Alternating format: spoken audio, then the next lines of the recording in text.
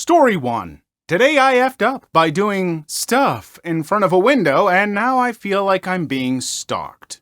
I'm using a throwaway account, but I'll be reading your comments. Sorry for grammar mistakes. So my 18 female neighbor, also 18 female, saw me doing some adult stuff to myself, and now I have the feeling that I'm being stalked by her and her friends. So yeah, basically I live in a building shaped like a W, which means that you can slightly see what the nearby neighbor is doing. Turns out I was very foolish and decided to do some private stuff near a window. Yeah, mind you, at the time I didn't know that I could be visible to someone else from a certain angle until I got a huge reality check when I was walking back from class one day, and I see this neighbor girl laughing at me and pointing at me with her friends. At first I was confused, but similar things kept happening. Like, for example, she would take pictures of me if she saw me walk by or stare at me the whole time very intensely. Fast forward to today. A guy of the same age followed me home. I stopped and sat at a bank. Once he noticed this, he also stayed still, and after a while he left, but I still felt watched. I am low-key scared that they made a video of me and published it somewhere. I don't even feel comfortable sitting in the public transport and having someone recognize me in case a video/picture was made, or I'm just being paranoid at this point. I know it's all my fault, but I really didn't know someone could see me in my own home, which is certainly creepy, and now I don't even feel comfortable walking around my building in case I encounter these people. I genuinely did an F-up, and I hope I move somewhere else soon and forget all of this ever happened. If you got to this point, thank you for reading. I just needed to get this off my chest. I kind of want to laugh at this, but at the same time it drives me insane. I just want to live in peace like before. It is not your fault. You did something in your own home and didn't realize that someone else could see it. Now, it's a slip-up, it happens, but if they are, mocking you and everything, not really your fault. They shouldn't be spreading that. They should be minding their own business. If they made a video of you and put it up somewhere, that is 100% not your fault. That's their fault, and you need to pursue legal action. I don't know if you can get some friends on the down low to try and figure out what's happening or something. Get some evidence.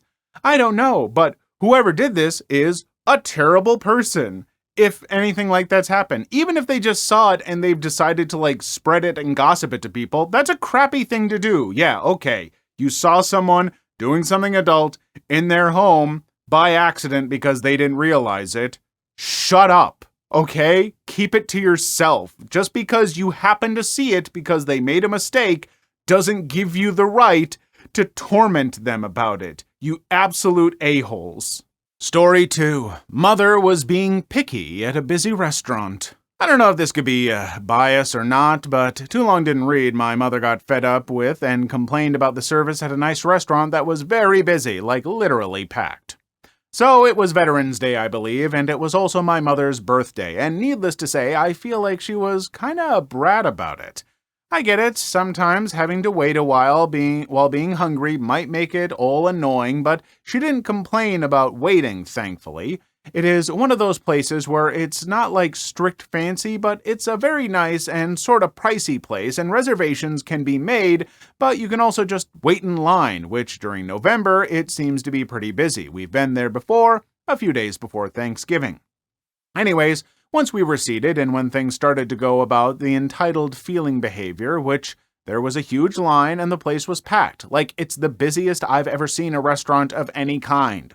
Also, something a bit important to mention, my aunt and 2 younger cousins, one us 6 and the other is about 2 years, were there, and the younger cousin, being a baby, is a bit grabbed, especially with the food, so I understand my mom's frustration, but she made a big deal about it later on when the waiter was placing plates on the table, which, working in a restaurant myself, I understand when a place is busy, waiters might be more stressed or frantic, too much to focus or process certain things right away. Later on, when we were about done, the table behind my mom, that's a bit close to our table, almost crowded close, was getting cleaned up since the people were gone, and my mom's chair was very lightly bumped, twice, by their small restaurant vacuum thing. I probably wouldn't have even noticed. Once we were leaving, she was complaining about how horrible the service was. And even as I was trying to sort of help and be a respectful customer by stacking plates and cups by the end of the table, do they could just grab them all at once. My mother was saying about how I don't even need to be doing that, but she only said so because that they treated her so poorly, even though she got free food as part of it being her birthday. Either way, it was just mildly annoying, and I don't know if it seemed like an entitled parent moment, but I know my mother is very entitled anyway, so I could just think this is less entitled than usual. Also, a little bonus thing, this restaurant was also like a tourist attraction that had a basement store with a mall-style food court. We went there with just my mom and my 6-year-old cousin, and she was being a bit impatient with us, which both of us, even though I'm a grown adult, were a little curious and glancing around. Alright, I didn't follow some of that and everything, but I get the gist. There's a, grown woman being impatient and complaining about a restaurant, and I get it. There are times to complain about, service at a restaurant, though when I've done it, it's always been kind of quietly to the people I'm with, and it's like, oh my gosh, but usually I chalk it up to, you know what, maybe the server's just having a really off day, whatever. If it's not, actively making my meal and everything worse, I'm not going to make a big deal about it, But I was raised by people who taught me to just be polite and understanding of other people and realize that other people have lives, are going through stuff, not everything goes perfectly, and it's normally just not a big enough deal to make a big deal out of it. But boy, do some people love to make a big deal out of this crap. I don't know, folks, just, learn to just let some stuff go. You'll be happier. Other people will be happier. Just happy. Story 3. Am I the a-hole for not letting my husband meet our firstborn child? My husband has this best friend, Anna. They've been friends for a long time and dated years ago, mutually deciding that it's best for them to remain friends. I've had no problem with this relationship until now. On the day that I gave birth, Anna's brother got into a car accident.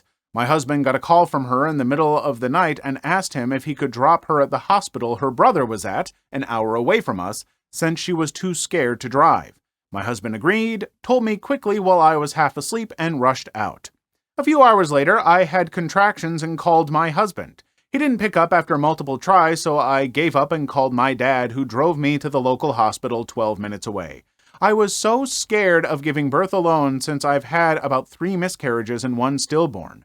My husband promised me that no matter what, he'd be there for me. Guess what? He wasn't. We called multiple times while I was in labor, and when he finally picked up my dad's call when I was giving birth, saying he'd misplaced his phone in the chaos, my dad informed him that no matter how fast he drives anymore, he's going to miss the birth of his child. Well, my husband took that as he's already screwed up, so it doesn't matter when he shows up at this point. So when he finally came, our daughter was about 5 hours old, and I'd already moved to the maternity ward. When he came, I refused to let him see our baby. Edit, did let husband hold and play with baby after discharge because I was so high in emotions and was shaking when I saw him and didn't want it negatively affect my time with the baby. I wanted her birth to be a happy time, and I was already struggling to feed her. My husband was in a bad state and told me to please let him see her, so I told him to stand by the window and held the baby up so he could see her. I told him to then leave, and he'll be allowed to interact with the baby at my father's home when we're both well and out of the hospital, and that I was most likely divorcing him. He started bawling and apologizing and defended himself by saying that Anna's brother was in serious critical condition, and although he's fine, Anna needed him. Though Anna's parents were there, she's not that close with them, and she was in an unbearable state. I told him that I didn't care and that his daughter has already come second to him, and all she did was be born. I'm putting my daughters and my health first and won't let her be sidelined. My husband agreed and left. However, Anna called me later and said that I was being controlling and she never met someone as cruel as me for not letting a father see his baby. I told her that my husband made his decision and that this was his doing, not mine. But now I can't help feel cruel in my actions and feel like I'm depriving my baby of both her parents being together. My husband sees her a few hours each day now. Am I the a-hole? Edit. I feel this is useful information that it could explain why I was so mad. Anna's brother was not in a life-or-death situation. He had serious injuries, but most were concentrated on his legs and arm. He did have a concussion, but gained consciousness soon. Anna was there along with both her parents who managed all the hospital stuff. My husband was there as a emotional support for Anna. I did let my husband see our baby right after I got discharged. Edit, husband saw baby, husband held baby, husband played with baby. I wanted a couple days of rest and bonding with the baby since my emotions were so high, and I was afraid if my husband was a continuous presence, I'd get stressed and something bad would happen. I told him as such. They spend time together, but I'm still cold with him. I may still be the a-hole, I don't know, but I'm still so mad at him, and it's not the first time he put Anna before me. I can forgive the other times since I couldn't handle it, but this time was the straw. I was so scared to hold my baby because I was paranoid the minute I touch her something would happen to her, and no one was there to comfort me. I only had my dad, but he wasn't in the delivery room, which is why I'm not too keen on forgiving my husband. Also, we both knew the baby was due any time now, so I don't understand why my husband didn't leave his phone on him. We even tried reaching out to Anna, and she didn't pick up either. After I learned I was giving birth, they already knew that Anna's brother was going to be all right. He spent that time making sure Anna was okay and feeding her, and then waiting for the brother to regain consciousness. He could have come back after seeing his daughter to talk with the brother. He would have made it back in time. Edit. So many of you got it wrong. I'm not preventing him from ever seeing his baby. That is stupid and unreasonable. He literally saw her about a day later when we were discharged safely at my dad's home. He already didn't see her for 5 hours on purpose and put Anna first. I didn't think an additional day would make such a difference, and if it wasn't to him, he was happy to see the baby and he spends time with her all the time. She's 2 months old now. And also, I'm not mad about the fact he went to see Anna. I'm mad that he didn't think we were a high priority to rush back to. He left me so quickly in the middle of the night when I was already late. He couldn't have left Anna in the care of her parents and rushed as soon as possible. She's not a child and she doesn't have any mental health issues either. I am no expert and I do not know what else has been going on in your marriage, but it sounds like it probably wasn't the best to begin with. Like, there have to be other problems that you've had with this husband, right? Because, granted, the mistake he made was a pretty big one. Maybe there's some reason to him, originally misplacing the phone and rushing out to help because at the time he might have thought it was more life and death. It was very emotional. He was trying to comfort. Yeah, I misplace my phone fairly frequently. It happens. The fact that then he got the call and still delayed another 5 hours, that was a big mistake on his part. Maybe he was just feeling bad and he's like, oh my God, I've already screwed up so bad. Why even go there now? I don't know what to do. He's already high in emotions, probably low on sleep, distraught, whatever. So I think he made a mistake, but I feel like if your marriage was healthy otherwise, this would be something that you'd be more willing to work past. And so I have to believe that there's something else going on here that's wrong with the marriage. And like you said, this was just the straw that broke the camel's back. So I don't know. I guess if he gets to see his daughter, if you want to divorce him and stuff, that's your prerogative. So go for it. Story 4. Karen ex-best friend threatens me and my animals. I have a bit of an issue with an ex-friend. I have taken out an APVO. We have the hearing in March. I'm just wanting to share this vent a little and get others' opinions on the matter. I've never had to do something like this before, and I don't know where I stand. All names have been changed. I've applied for an APVO against an ex-friend and had the court date today. Ashley, not real name, chose to seek an adjournment and stated to the judge that she's wanting an APVO on me. The judge rolled her eyes and did suggest mediation. However, I don't feel comfortable with that, as I know it won't help the situation. Ashley stated, I don't want her in my life and I want an AVO on her. The judge ignored this. Background information. Ashley's cat went missing around the 20th of September 2023. I'd gone out looking for her cat with her numerous times between the 20th and 27th of September 2023. And while being disabled, I still trekked through paddocks and put off my own stuff to try and find her cat, but apparently I still was never doing enough to please her. Ashley had bipolar disorder and has a history of violent behavior, court documented as well. During the process of searching for her cat, Ashley told me that her cat had a tile tracking tag. However, the tile tracker only picks up to a 400-meter range. I spoke with my fiance Sam on the 26th of September, and he stated he was happy to look for his drone to hopefully help find Ashley's cat. I told Ashley about this on the same day. The morning of the 27th of September, Ashley called me around 9 a.m. and said she hadn't found her cat and asked about the drone again.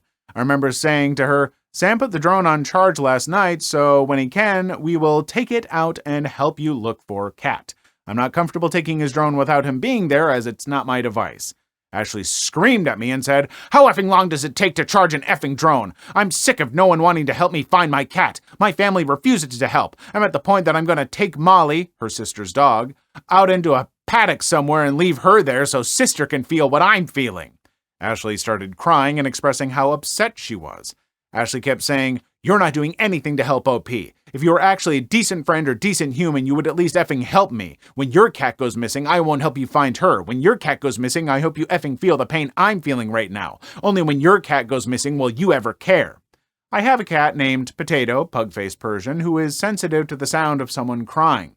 Potato heard Ashley crying, I had her on loudspeaker, and jumped up on the desk I was sitting at and let out a soft meow. Ashley heard this and screamed, Shut the F up, you stupid inbred C, and hung up.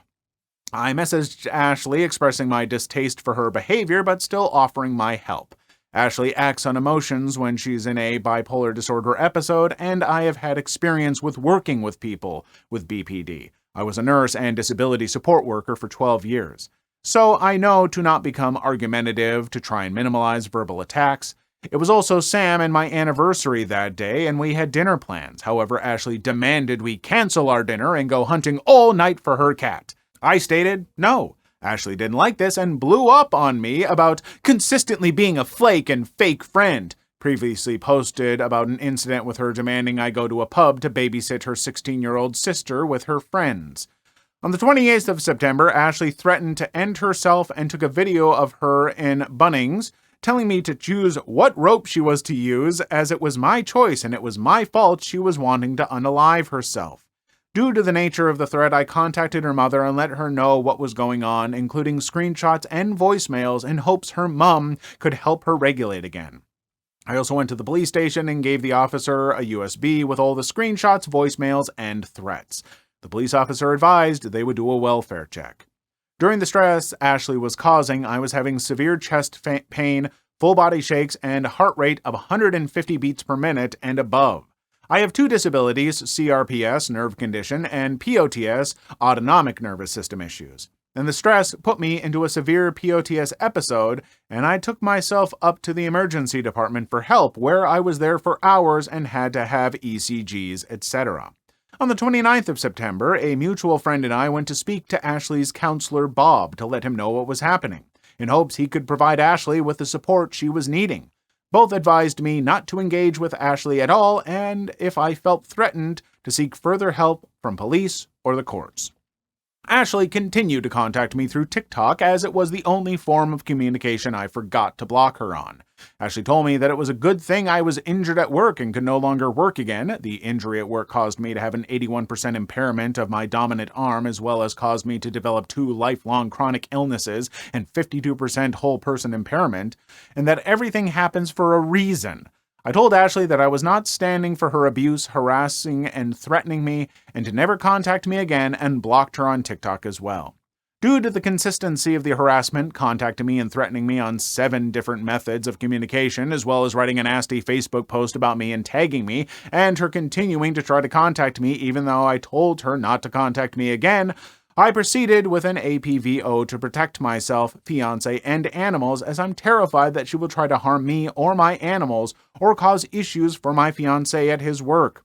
Ashley has also done drive-bys past my house, and I'm concerned she will attempt to harm one of my animals when I'm not home just to cause hurt. Because of this, I've had to keep my animals inside while I'm in town, and I can't trust they will be safe in their own yard. I'm scared that she will attempt to physically assault me, and due to the harassment, threats, and fear for my health and safety, as well as my animal safety, I am considering relocating elsewhere so she doesn't know my address. Ashley has demanded on numerous occasions for me to cancel plans and even cancel medical appointments just to go somewhere with her or do something I physically can't do. When I would stand my ground and say no, she'd start with the crocodile tears and begin the verbal abuse.